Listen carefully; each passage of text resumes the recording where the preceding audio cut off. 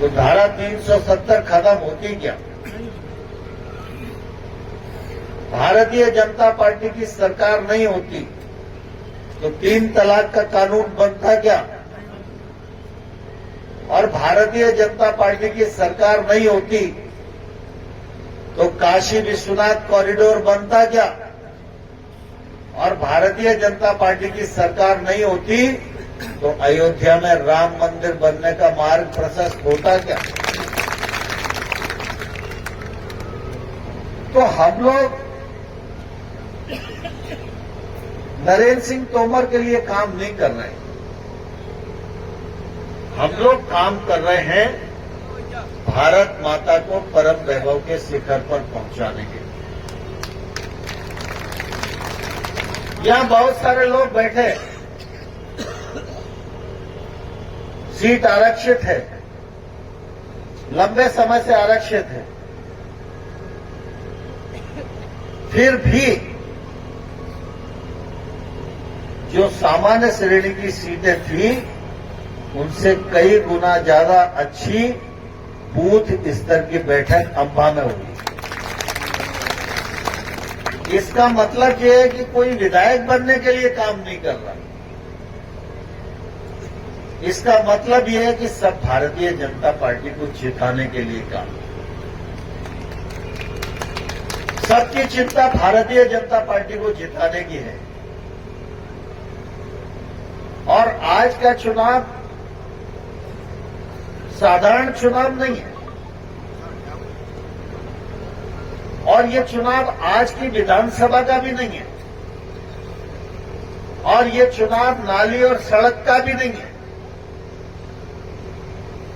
सड़क, नाली, स्कूल और अस्पताल में तो कोई कसर छोड़ी भी नहीं है, आप सब इस बात के साक्षी हो, और ये जिंदगी भर सिलसिला चलता ही रहेगा।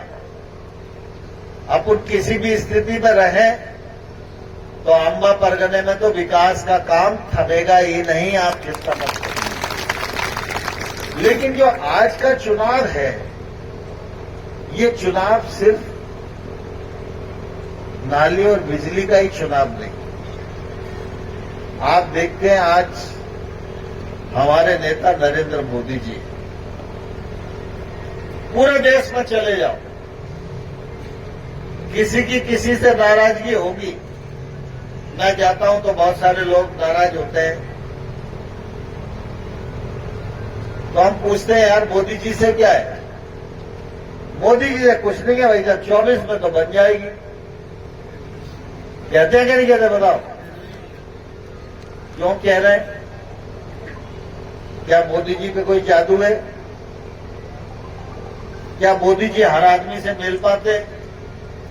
क्या तो मोदी जी को नजदीक से जानते हो? ये इसलिए हो रहा है कि प्रकृति में उतार चढ़ाव आते रहते हैं। उत्थान होता है तो उसके बाद पतन होता है, और पतन हो जाता है तो उसके बाद उत्थान होता है। एक कालखंड था जब दुनिया से लोग हिंदुस्तान में पढ़ाई करने के लिए आते थे। एक समय था जब हिंदुस्तान को सोने की चिड़िया कहा जाता था। एक समय था जब हिंदुस्तान विश्व गुरु था। लेकिन एक समय ये भी आया जब हिंदुस्तान खाने के लिए दाने दाने को मोहताज था। आजादी के बाद लाल गेहूं कंट्रोल की दुकान पर आता था, लोग उसे खाने के योग्य नहीं समझते थे। लेकिन आज हम गेहूं मांगने वाले देश नहीं है, पूरी दुनिया को गेहूं खिलाने वाली कंट्री बन गए। और मोदी जी ने अपनी कार्यकुशलता से आज भारत की साख में बढ़ोतरी की। यह भारत की बढ़ती हुई ताकत का परिचायक है और भारत को रुकना नहीं है, भारत को झुकना भी नहीं है, भारत को आगे ही बढ़ते जाना है। ये समय भारत के उत्थान का है और इसलिए आप सब अनुभव करते होंगे ना, पहले भी प्रधानमंत्री आपने देखे होंगे तो मोदी जी कुछ अलग प्रकार के लगते कि नहीं लगते। जब व्यक्ति अलग प्रकार का लगे तो समझ लो वो ईश्वर का कारक तत्व है। जब अद्भुत चमत्कार होने वाला हो, जब हम उत्थान के चरम पर पहुंचते हुए दिखने लगे तो ये ठीक वैसा ही मामला है कि युद्ध तो भगवान कृष्ण ने महाभारत का लड़ा,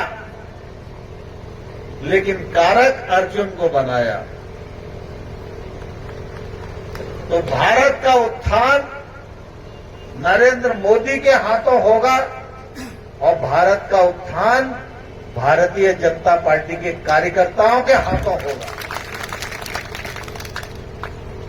लेकिन ये उत्थान की जो यात्रा है ये थकनी नहीं चाहिए, इसमें ब्रेक नहीं लगना चाहिए, ये कहीं रुकना नहीं चाहिए। आज हम गर्व के साथ इस बात को कह सकते हैं कि हमारे देश के प्रधानमंत्री अगर वैश्विक मंच पर खड़े होते हैं तो काहे से तुलना की जाती है। पिछले दिनों पेरिस में सोलर अलायंस की मीटिंग थी, सौर ऊर्जा। ये नरेंद्र मोदी जी का ही प्रोजेक्ट था।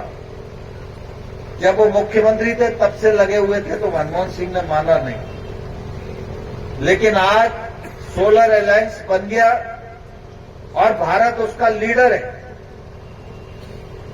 उसकी बैठक थी, उस बैठक में नरेंद्र मोदी को जब अमेरिका के राष्ट्रपति बाइडेन ने आमंत्रित किया तो क्या कहा, वन वर्ल्ड, मतलब एक दुनिया,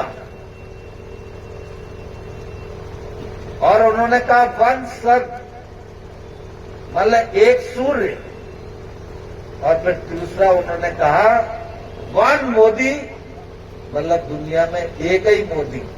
इसको मैं बोलने के लिए आमंत्रित करता हूं। आप सोचो अमेरिका जैसा देश अगर सूरज से और दुनिया से हमारे देश के प्रधानमंत्री की तुलना कर रहा है तो हिंदुस्तान किस दिशा में जा रहा है। इसलिए आज हम सब लोगों की जिम्मेवारी है कि 17 तारीख तक प्रयत्नों की पराकाष्ठा करें, अपने अपने बूथ पर रोज कम से कम 3 घंटा 4 घंटा काम करें, बूथ का विश्लेषण करें,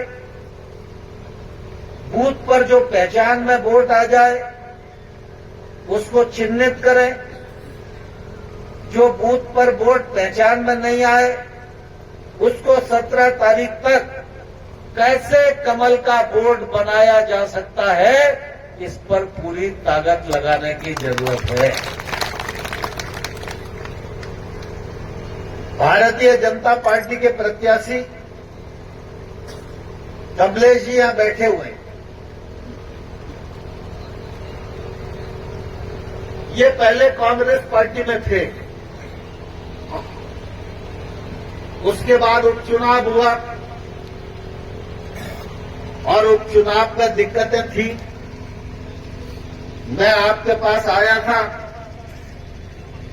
और आपके साथ घुटने अड़ा के फिर भारतीय जनता पार्टी को जिताने का काम आप सब लोगों ने किया। और मैंने उस समय भी कहा था कि अगर कमलेश किसी प्रकार का एक्ट वैक्ट लगवाएगा, मैं समझता हूं इन 2-2.5 साल कोरोना के भी थे, इनमें जो काम करने का प्रयास हुआ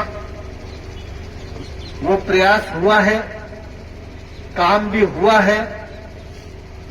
चाहे अस्पताल के विकास का मामला हो, चाहे अटार घाट के पुल का मामला हो, चाहे अनेक पुल और पुलियों का मामला हो, चाहे पोरसा के अस्पताल को नया बनाने का मामला हो, सेंट्रल स्कूल बनाने का मामला हो, महाविद्यालय बनाने का मामला हो, और छोटी मोटी सड़कों की तो गिनती ही नहीं है, उसकी जानकारी भी आप तक भेजी जाएगी।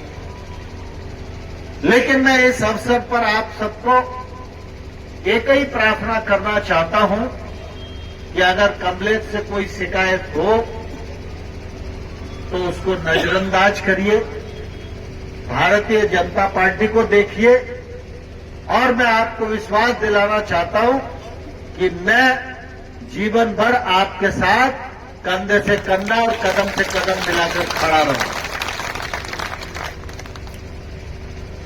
चुनाव 17 को है, बीच में नवरात्रि और दशहरा भी है, दीपावली, गोवर्धन और भाई दूज भी आएगी, तो 5-6 दिना तो वैसे ही कम कर दो, तो मालूम नहीं पड़ेगा 17 कब आ गई। इसलिए आजकल में फार्म वारम भरने की तिथि देख लो और सब लोग पूरी ताकत के साथ जुट जाओ। भारत माता की, भारतीय जनता पार्टी जिंदाबाद, भारतीय जनता पार्टी जिंदाबाद। बहुत बहुत धन्यवाद।